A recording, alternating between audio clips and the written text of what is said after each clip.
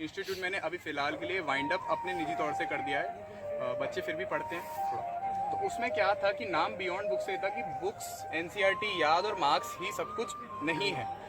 हम इनपुट इतने डाले जा रहे हैं, मशीनरी ख़राब है और आउटपुट कुछ आएगा नहीं। और माता पिता परेशान है कि ट्यूशन भेजते हैं 4, कोटा भी भेजते हैं, अन अकेडमी भी है, फिजिक्स वाला भी है, बुक्स भी सारी नहीं है, सीबीएसई में है, इंग्लिश में है, पढ़ाई की टेबल भी है, डेस्क भी है, लैपटॉप दिला दिया, आईपैड दिला दिया, फ़ोन में ऑनलाइन मीटिंग भी चल रही है, पर ये कुछ नहीं कर रहा है क्योंकि मशीन ही ख़राब है ना। तो इनपुट इतना भर दिया है और आउटपुट निकल नहीं रहा, तो वो मशीन फिर हेल जाती है at the and.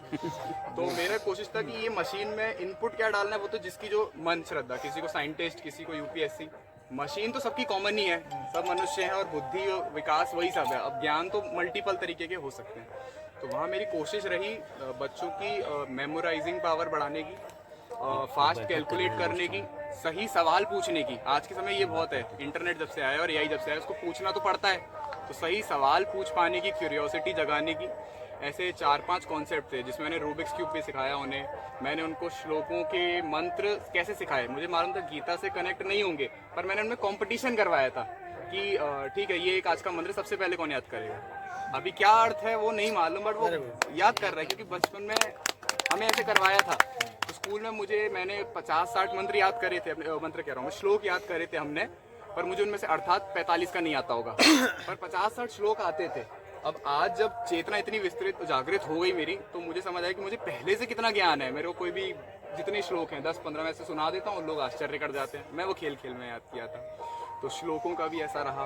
Cube solve करता रहता था कॉम्पिटिटिव भावना की वजह से, बट ब्रेन इतनी जल्दी फास्ट प्रोसेस करने लग गया चीज़ों को। कैलकुलेशन जल्दी जल्दी मज़े में खेल में सॉल्व करता था कि आप बोलो 5+9 ये, बट डिसीजन मेकिंग बहुत फास्ट हो गई उसके चक्कर से। तो अब एहसास होता है कि ये सारी क्वालिटीज़ अगर हम बच्चों को सिखाएं, उसका ब्रेन डेवलप हो जाए, उसके बाद आप वेद पकड़ाओ, चाहे आप यूपीएससी का सिलेबस पकड़ाओ, फिर तो उसका ब्रेन को डेवलप करना है। फिर तो बस वो यही कहेगा कि एग्जाम की तारीख बता दीजिए और सिलेबस बता दीजिए, उसके बाद जो भी आपका एग्जाम क्लियर होना निश्चित है। बियॉन्ड द बुक का मतलब है उसके ब्रेन को डेवलप, किताबों के परे जो क्वालिटीज थे उसके ब्रेन को डेवलप। इसमें मेरे पास 3rd भी था, 6th भी थे, 8th भी थे, 10th भी थे, कुछ मेरे पास यूपीएससी भी प्रिपेयर कर रहे थे, कॉलेज वाले भी थे, मल्टीपल थे। तो मैंने ये समझा कि वो ऑपरेटिंग सिस्टम है, ये तो सॉफ्टवेयर तो नए नए आते जाते रहेंगे, वर्जन बदलते रहेंगे, पर ऑपरेटिंग सिस्टम तो यही रहेगा, है ना। तो कैपेसिटी बढ़ाएंगे कैसे उस पर को अच्छा करने की कोशिश कर रहा था। तो क्योंकि पेरेंट्स ट्यूशन ही जानते हैं ये क्या होता है, एकेडमी बियॉन्ड पढ़ाओ, सिलेबस पढ़ाओ, मार्क्स आने चाहिए, उनका तो ये होता था हर टेस्ट पे। और मेरी कोशिश ये थी कि आपको 2 महीने मार्क्स मिलेंगे ही नहीं, ये तो 1-2 साल के अंदर आपको पता लगेगा क्या डेवलप हो गया इसके अंदर। फिर भी मैंने बहुत कोशिश करी। तो पहला महीना कहीं ना कहीं मैंने डायग्नोस्टिक पढ़ाई कराई थी, यानी मैंने बच्चों को हेडफोन ला के इंग्लिश के लेक्चर सुनवाए थे, फिर पूछा कि क्या क्या तुम्हारे को याद है। एक लाइन भी नहीं लिख पा रहे थे, यानी रिटेंशन, हमने जो सुना वो कितना याद रह गया, बिल्कुल बहुत खत्म के बराबर उनका। मैंने बोला थोड़े लेक्चर सुनवा के मैंने बोला अपनी भाषा में कुछ लिखो, तो अपनी भाषा में लिख पाना, चीज़ों को बोल मतलब एक्सप्रेस कर पाना, वो वीक था। ये बड़ी एबिलिटीज़ है हमारे ब्रेन की, जो हिडन एबिलिटीज़ है। फिर मतलब आप लगा लीजिए शुरू में सब 1 महीने डायग्नोस्टिक था, जो खेल में करवा रहा था मैंने कैलकुलेशन दी थी बोर्ड पे 5 कि 43 × 28, 21 × 49 ऐसे 5, और टाइम स्टार्ट नाउ करा था। सबका टाइम रिकॉर्ड करा था मैंने, एक बच्चे का। किसी को 12 मिनट लग गए उतनी सी कैलकुलेशन करने में, किसी को 4 मिनट लग गए। मैंने डेटा पूरा मेंटेन करा था एक्सेल में उसका, सिर्फ इसलिए कि मुझे पता था माँ बाप तीसरे महीने तक आ जाएंगे कि हमें नहीं पढ़ाना, और तब मुझे ये दिखाना था कि 12 मिनट से 1 मिनट पे आ गया। तो पहले डॉक्टर की तरह सब जुकाम है, सिर दर्द है, वो सब निकाल लिया मैंने। उसके बाद सबके हिसाब से उनका क्या बनना चाहिए, फिर मैंने ये सब कराना शुरू करा था। सैटरडे संडे इंटरेस्टिंग क्लासेस, जैसे क्यूब सॉल्व करना सिखाया, वैदिक मैथ्स पढ़ाया, और आपका संगीत शांति उसके बच्चे सभी करते थे, इसलिए उसमें सिखा नहीं पाया मैं संगीत में कुछ, सभी लोग संगीत से जुड़े हुए थे वो हमारे।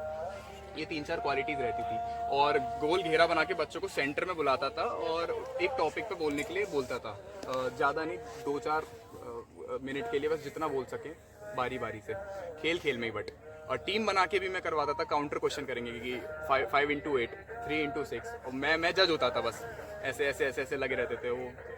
और बाकी 4 दिन हमारी पढ़ाई चलती थी, 4 से 5 दिन, जिसमें कि मैंने जून तक उनका पूरा मैथ्स का सिलेबस खत्म करा दिया था, क्योंकि वो पढ़ाने का तरीका भी मुझे पता था कि पढ़ाना इनको कैसे है।